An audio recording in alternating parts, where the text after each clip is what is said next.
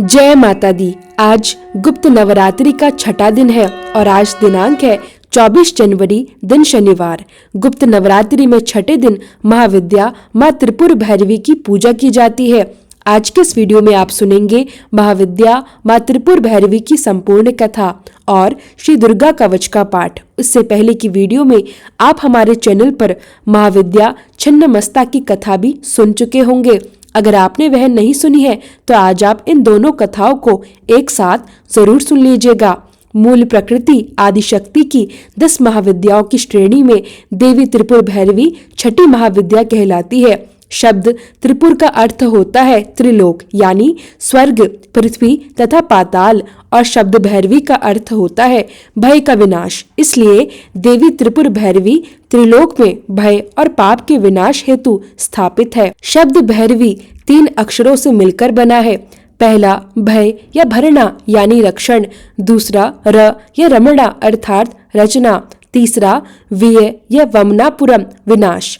देवी त्रिपुर भैरवी विनाशक प्रकृति से युक्त है और पूर्ण ज्ञानमयी है। विध्वंस और काल के समय पर तमस गुण प्रदा देवी अपने भयंकर उग्र रूप में महेश्वर के संग उपस्थित रहती है। इनकी उपासना से सभी बंधन दूर हो जाते हैं। इसे धन मोचन कहा जाता है। श्री दुर्गा सप्तशती के अनुसार त्रिपुर भैरवी का उग्र स्वरूप हजारों उगते हुए सूर्य के समान चमकता है। देवी दिगंबर श्यामल वर्ण की है। उनके 3 खुले हुए नेत्र हैं और मस्तक पर अर्घ्य चंद्र धारण करती है। रुद्राक्ष, सर्प और नरमुंड की माला उनके गले में है। लंबे काले और घनघोर बाल उनकी सुंदरता और भयंकर रूप को और बढ़ाते हैं। देवी 4 भुजाओं से युक्त है। दाहिनी भुजा में खड्ग और नरमुंड से निर्मित खप्पड़ धारण है। बाई भुजा में अभय और वर मुद्रा प्रदर्शित करती है। उनका मुखमंडल अत्यंत डरावना है। देवी का प्राकट्य मृतदेह से होता है और उनकी शक्ति मृतदेह को पंचतत्व में विलीन कर देती है। इसलिए इन्हें दाह संस्कार की अग्नि कहा जाता है। सौम्य रूप में त्रिपुर भैरवी लाल वस्त्र और गले में मुंडमाला धारण किए हुए हैं। समस्त देह पर रक्त चंदन का लेपन है। दाई भुजा में जपमाला और पुस्तक है। बाई भुजा से वर और अभय मुद्रा दिखाई देती है और देवी कमल के आसन पर विराजमान है। इन्होंने ही 18 भुजाओं वाले दुर्गा रूप में महिषासुर नामक दैत्य का वध किया था। नारद पंचरात्र के अनुसार एक समय महाकाली के मन में पुनः गौर वर्ण प्राप्त करने का विचार आया, जिस पर देवी अंतर्ध्यान हो गई। महादेव जब देवी काली को अपने समक्ष नहीं पाते तो वे व्याकुल होकर देवर्षि नारद से देवी के विषय में पूछते हैं। नारद जी ने उन्हें देवी का बोध करवाया और उनके प्राकट्य को सुमेरु के उत्तर में होना बताया। महादेव जी की आज्ञा अनुसार नारद जी देवी को खोजने निकले। नारद जी सुमेरु के उत्तर में जाकर देवी से महादेव के साथ विवाह का प्रस्ताव रखते हैं। इस प्रस्ताव पर देवी कृत होकर देह से शोषी विग्रह प्रकट करती है। इस प्रकार महाकाली के छाया विग्रह से ही त्रिपुर भैरवी का प्राकट्य होता है। शास्त्र रुद्रमल तंत्र के अनुसार सभी 10 महाविद्याएं शिव जी की शक्तियां हैं। देवी भागवत के अनुसार छठी महाविद्या त्रिपुर भैरवी ही महाकाली का उग्र रूप है। इनके कई भेद इस प्रकार है। त्रिपुर भैरवी चैतन्य, सिद्ध, भुवनेश्वर, संपदाप्रद, कमलेश्वरी, कलेश्वर, कामेश्वरी, नित्या, रुद्र, भद्र, टकटाक भैरवी वे अर्थ अन्वय की देवी हैं। महाविद्या त्रिपुर भैरवी की पूजा करने के लिए घर की दक्षिण दिशा में लाल वस्त्र बिछाकर उसके ऊपर उड़द की ढेरी और फिर तांबे का कलश रखे। कलश में जल, दूध, काले तिल और सिक्का डाले। कलश के मुख पर आम या अशोक के पत्ते रखे और उसके ऊपर नारियल रखे। अब त्रिपुर भैरवी का कलश स्थापित करें। चमेली के तेल का दीपक जलाएं और गूगल से धूप करें। माँ को सिंदूर का तिलक लगाएं और लाल पुष्प अर्पित करें। इसके बाद आप मौसमी फलों, मिठाई या हलवे का भोग माँ को अर्पित कर सकते हैं। साथ ही कुछ दक्षिणा जरूर चढ़ाएं। लाल चंदन की माला से एक विशेष मंत्र का यथासंभव जप करें। जाप पूरा होने के बाद उस भोग को गौ माता को खिला देना चाहिए। मंत्र है ओम ह्रीं श्रीं त्रिपुर भैरवी नमः। यह थी महाविद्या त्रिपुर भैरवी की संपूर्ण कथा और पूजा विधि की जानकारी। अब सुनिए श्री दुर्गा कवच का पाठ। 18 महापुराणों में से एक मार्कंडेय पुराण में देवी कवच के श्लोक है। यह अद्भुत दुर्गा सप्तशती का हिस्सा है। देवी कवच को भगवान ब्रह्मा जी ने ऋषि मार्कंडेय से बताया। महर्षि मार्कंडेय ने ब्रह्मा जी से कहा, हे पितामह, संसार में जो गुप्त है, जो मनुष्य की हर प्रकार से रक्षा करता है और जिसे आपने किसी को नहीं बताया, वह कवच मुझे बताइए। श्री ब्रह्मा जी बोले, वह अत्यंत गुप्त है और सभी प्राणियों की रक्षा करने वाला, सबकी भलाई करने वाला कवच है। मुझसे सुनो। सबसे पहले प्रथम शैलपुत्री, दूसरी ब्रह्मचारिणी, तीसरी चंद्रघंटा, चौथी कुष्मांडा, पांचवी स्कंद माता, छठी कात्यायनी, सातवीं कालरात्रि, आठवीं महागौरी, नवीं सिद्धिदात्री, ये देवी की नव मूर्तियां हैं जिन्हें नव दुर्गा कहा जाता है। अगर कोई व्यक्ति आग में जला हुआ, रण में शत्रु से घिरा हुआ या किसी विषम संकट में फंसा हुआ है, तो अगर वह देवी दुर्गा के नामों का स्मरण करे तो उसे कभी हानि नहीं होगी। रण में उसके लिए कोई आपत्ति नहीं होगी, ना ही उसे डर या दुख होगा। हे देवी, जिसने श्रद्धा पूर्वक तुम्हारा स्मरण किया उसकी वृद्धि होती है। जो तुम्हारा चिंतन करते हैं उन्हें तुमने संदेह और संकट से मुक्त रखा।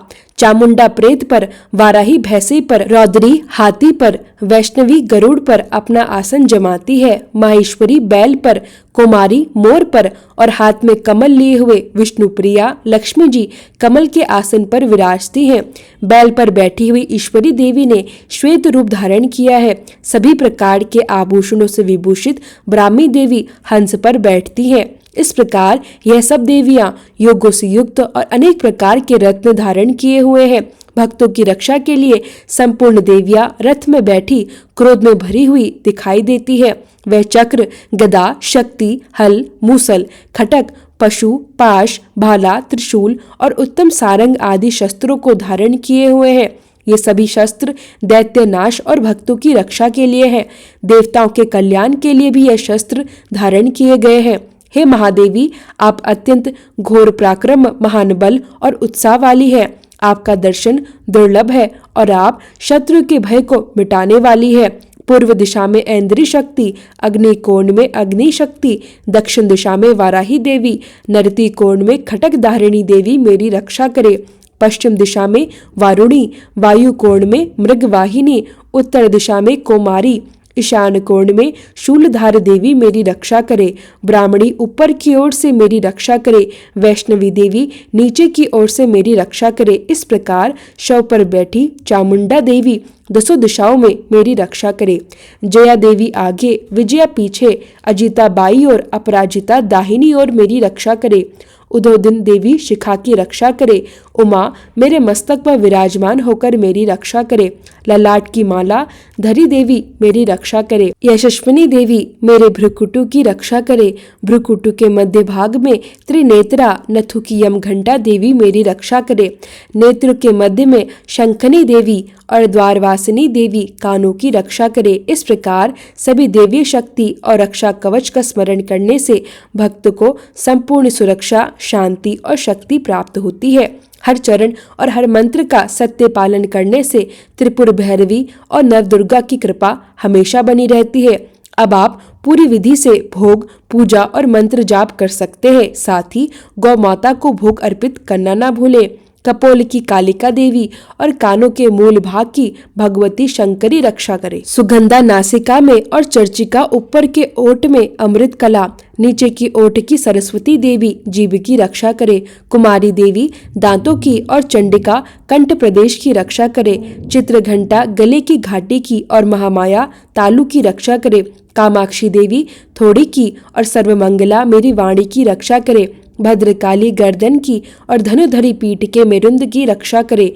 कंठ के भारी भाग की नीलग्रीवा और कंठ की नली की नलकबरी देवी रक्षा करे। दोनों कंधों की खटक और वृषधारिणी मेरी दोनों बाहों की रक्षा करे। दोनों हाथों की दंडनीय की रक्षा अंबिका देवी करे। सुलेश्वरी देवी संपूर्ण नखों की कुलेश्वरी देवी मेरी कुक्षी की रक्षा करे। महादेवी दोनों स्तनों की और शोक विनाशिनी देवी मेरे मन की रक्षा करे। ललिता देवी हृदय की और शूलधारिणी देवी उदर की रक्षा करे। कामिनी देवी नाभि की, गुहेश्वरी गुही भाग की, पूतना और कामिका लिंग की और महिष वाहिनी गुदा की रक्षा करे। संपूर्ण कामनाओं को पूर्ण करने वाली महाबला देवी दोनों जंघा की रक्षा करे। विद्यावासिनी दोनों घुटने की और तेजस्विनी देवी दोनों पांवों के पृष्ठभाग की, श्रीधरी पांवों की उंगलियों की, तलवासिनी तालु की दृष्टा, कराली देवी नखों की, उर्गकेशनी केशों की, बागेश्वरी वाणी की रक्षा करे। रोमावलियों के छिद्रों की कोबरी और त्वचा की बागेश्वरी देवी रक्षा करे। पार्वती देवी रक्त, मज्जा, वसा, मांस, हड्डी की रक्षा करे। आंतों की कालरात्रि देवी, पित्त की मुकुटशवरी देवी, पद्मावती कमल कोश की, चूड़ामण कफ की रक्षा करे। ज्वालामुखी नसों की जल की रक्षा करे। अभेद देवी शरीर के सब जोड़ों की रक्षा करे। ब्राह्मणी मेरे वीर की, छत्रशवरी देवी छाया की और धर्मधारिणी देवी मेरे अह, मन और बुद्धि की रक्षा करे। प्राण, अपान, व्यान, उदान और समान की व्रजहस्ता देवी रक्षा करे। कल्याण शोभना मेरे प्राणों की रक्षा करे।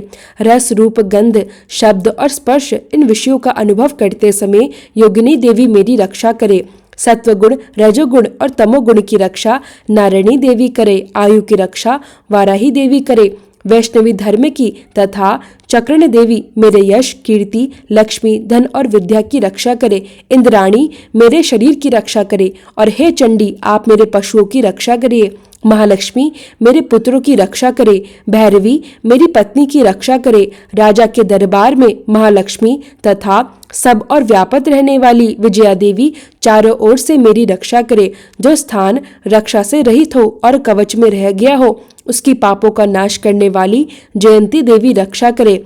अपना शुभ चाहने वाले मनुष्य को बिना कवच के एक पल भी कहीं भी नहीं जाना चाहिए, क्योंकि कवच रखने वाला मनुष्य जहाँ जहाँ भी जाता है वहाँ वहाँ उसे अवश्य धन लाभ होता है, वह सफलता प्राप्त करता है। वह जिस अभिष्ट वस्तु की इच्छा करता है वह इसको इसी कवच के प्रभाव से अवश्य मिलती है। वह इसी प्रकार में महाऐश्वर्य को प्राप्त करता है। कवचधारी मनुष्य निर्भय होता है और वह तीनों लोकों में माननीय होता है।